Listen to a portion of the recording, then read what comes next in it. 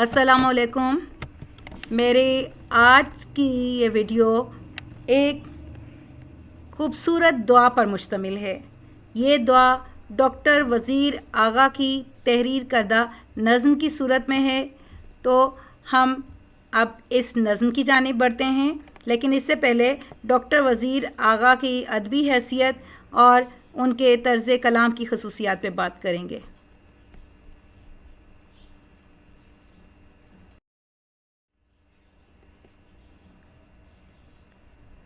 ان کے مختصر حالات زندگی 1922 میں پیدا ہونے والی یہ شخصیت سن 2010 میں خالق حقیقی سے جا ملی. ڈاکٹر وزیر آغا سرگودا کے ایک گاؤں میں 1922 میں پیدا ہوئے. ابتدائی تعلیم سرگودا اور جھنگ سے حاصل کی اور اقتصادیات میں M A government college Lahore سے کیا.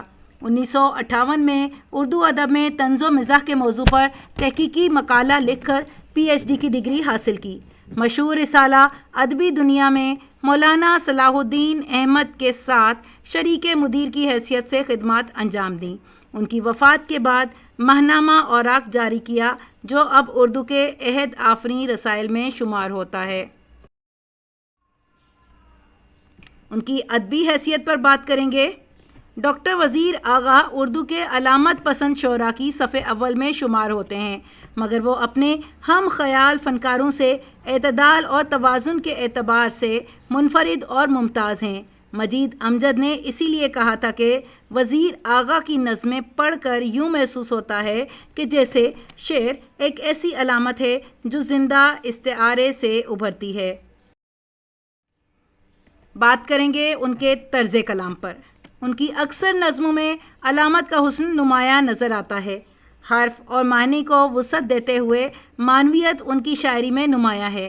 ان کے مطابق خوشی اور غم ایک ہی سکے کے دو رخ ہیں.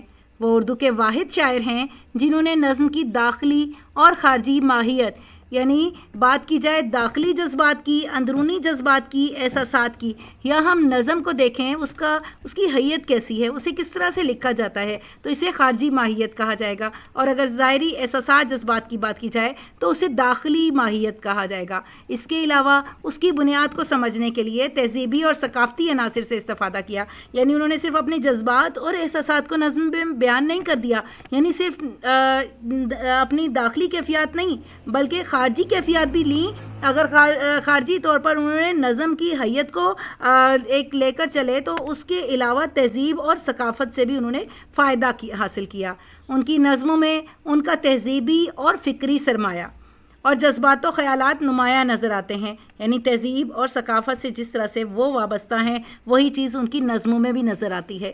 ایسی شعری آگہی ملتی ہے جو کائنات کو ٹکڑوں میں باندھ دینے کی بجائے اسے ایک نامیاتی کل کے طور پر دیکھنے پر قادر ہوتی ہے. یعنی ایک ایسی شعر کی صورت میں انہیں آگہی ملتی ہے، ایک ایسا شعور ملتا ہے، ایک ایسی ان کو عقل کی بات کر لی جائے یا ایسی چیز وضاحت کے لی جائے کہ وہ بات کرتے ہیں، ہمیشہ کل کی بات کرتے ہیں، ٹکڑوں میں بانٹ دینے کی بات نہیں کرتے، ایک مکمل کل کے طور پر دیکھنے کی بات کرتے ہیں.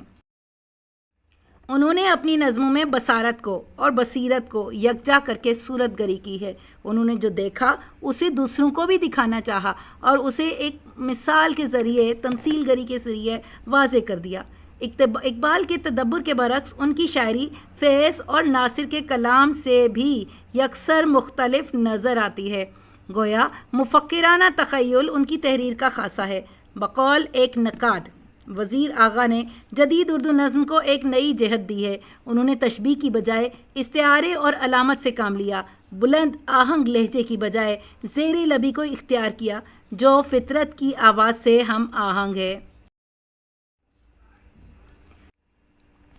اگرچہ یہ ایک آزاد نظم ہے لیکن نظم میں جس طرح سے موضوع کو بیان کیا گیا تو اس حساب سے میں نے اس کو 3 حصوں میں طلبہ کی آسانی کے لیے بیان کیا ہے.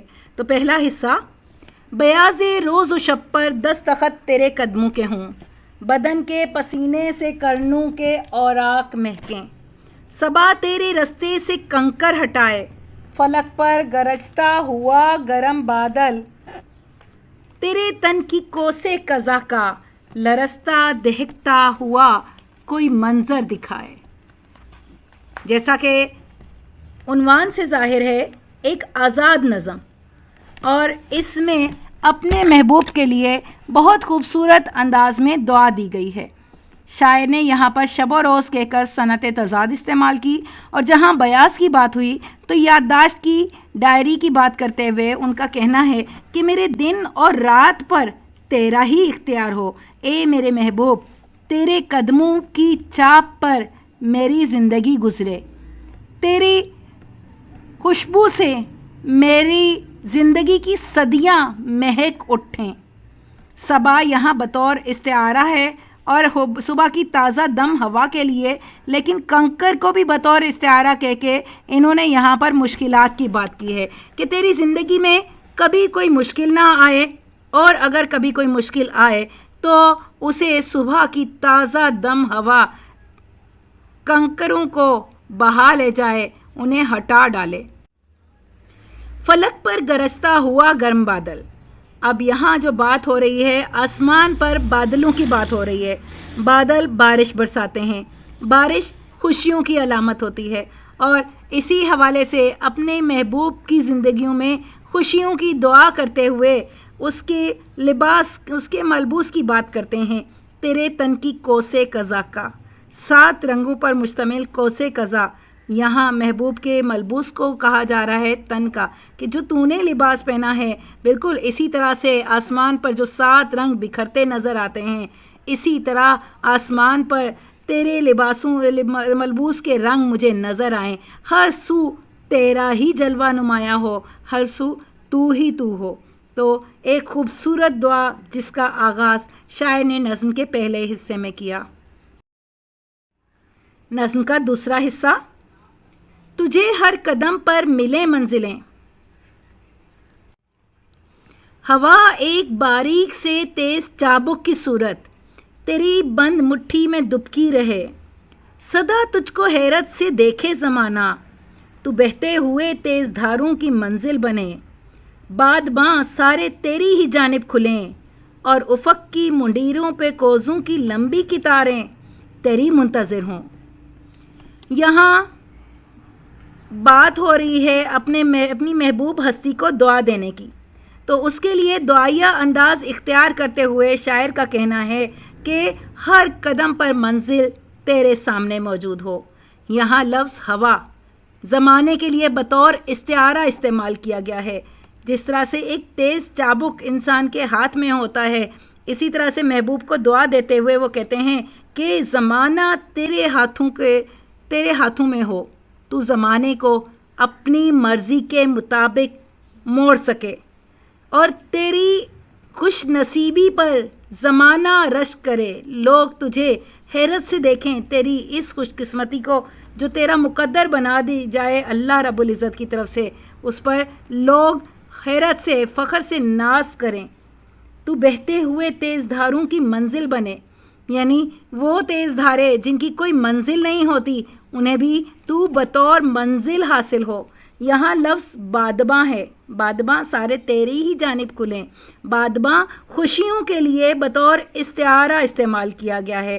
تو شاعر نے اپنی محبوب ہستی کو دعا دیتے ہوئے کہا ہے کہ تمام خوشیاں تیرا ہی مقدر بنے، جس قدر خوشیاں موجود ہیں وہ سب تیری ہی طرف ہوں، اور آسمان پر افق کی منڈیروں پر کوزوں کی لمبی قطاریں، کوزہ پانی کی مشک کو کہا جاتا ہے، اور یہاں کوزہ بطور استعارہ بادلوں کے لیے استعمال ہوا ہے، بادلوں سے ابر رحمت برستا ہے، اور یہاں پر اسی طرح سے بتایا گیا ہے میرے رب کی رحمت ہمیشہ تجھ پر سایہ فگن رہے، تیری منتظر ہو، تیرے اوپر برسنے کے لیے انتظار کرے، تجھ پر برسنا چاہے، رب کریم کی رحمت سدا تجھ پر بنی رہے، ہمیشہ تجھ پہ برستی رہے۔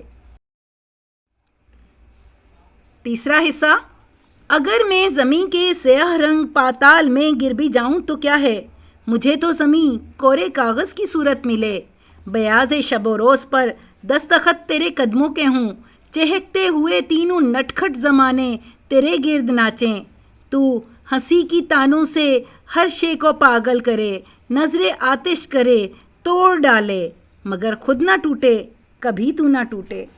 تو یہاں شاعر نے स्याह रंग पाताल की बात की है।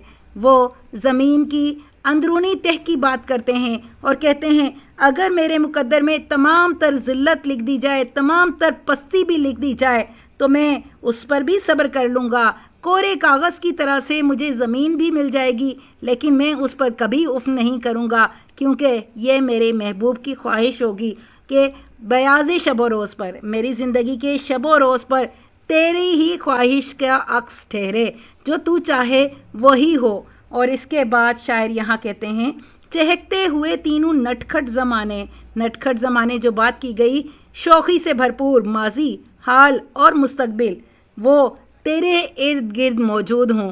इतनी ज़्यादा तुझे खुशियाँ नसीब हों कि वो तीनों ज़माने अपनी खुशियों से भरपूर एक अंदाज में तेरे इर्द गिर्द हमेशा रहें, और तुझे इस कदर खुशियाँ नसीब हों कि तेरी हंसी कभी ना रुके, तेरी हंसी की ताने दूसरों को इस कदर जला डालें कि वो दीवाने हो जाएं, टूट जाएं, उनमें वो कभी बाकी ना रह पाएं। लेकिन मेरी रब्बे करीम से दुआ है तू कभी ना टूटे, तू हमेशा तेरी हंसी इसी तरह बरकरार रहे, तू इसी तरह से खुशियों का हमेशा सामना करता रहे, खुशियाँ तेरा मुकद्दर ठहरें और तू हमेशा कामयाब व कामरान हो।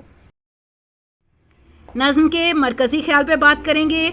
डॉक्टर वज़ीर आगा ने अपनी नज़म दुआ में अपने महबूब को बहुत खूबसूरत अंदाज में दुआइया कलमात से नवाजा है कि ज़िंदगी के शब व रोज़ तेरी ख्वाहिशात के ताबे हों, ज़िंदगी के गर्म और सर्द भी तेरे लिए बेपनाह खुशी का बाइस बने, ज़माना तेरे इशारे का मुंतज़िर हो और तेरी मुस्कुराहट को कभी ज़वाल ना आए।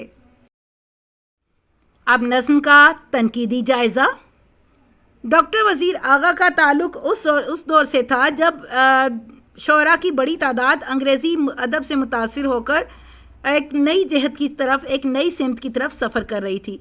तो उन्होंने भी ये जो नज़्म लिखी, एक आज़ाद नज़्म, इसे भी अंग्रेज़ी अदब से मुतासिर होकर लिखा गया, जिसमें शायर ने बहुत खूबसूरत अंदाज में अपने जज्बात की, अपने एहसासात की तर्जुमानी की है और उसके लिए इंतहाई खूबसूरत और मौजू अल्फाज को इस्तेमाल किया है। नज़्म में देखा जाए तो अगरचे आज़ाद नज़्म है, लेकिन भरपूर तौर से आहंग और मौसीकियत इसमें रची बसी नज़र आती है। तो हम कह सकते हैं कि यहाँ इसमें नगमगी, आहंग, मौसीकियत का हसीन इम्तिजाज मौजूद है।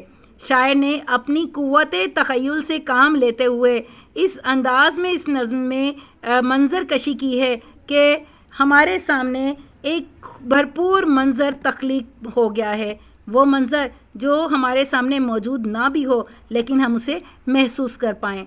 नज़्म में देखा जाए तो इस्तेआरात का जाबजा इस्तेमाल नज़र आता है और बेजा इस्तेमाल नहीं है, बल्कि भरपूर तौर पर दुरुस्त अंदाज में इसको इस्तेमाल किया गया है और उसके ज़रिए शायर ने अपना माफ़ी ज़मीर बयान किया है, एक खूबसूरत दुआइया अंदाज़ इख्तियार किया है, जो कि उनके मुनफरिद पैराया इजहार का सबूत है कि वो किस अंदाज में इजहार और के लिए अल्फाज को मुंतखब करते हैं और उनको किस तरह से एक मोतियों की लड़ी की सी सूरत में पिरो देते हैं, जो कि बिलाखिर एक खूबसूरत तख्लीक की सूरत में हमारे सामने मौजूद होते हैं। अज़ीज़ तलबा, इसके साथ आज का ये लेक्चर यहीं तमाम हुआ। वीडियो आपको पसंद आई हो तो लाइक कीजिए, कमेंट कीजिए, चैनल को सब्सक्राइब कीजिए। अल्लाह हाफ़िज़।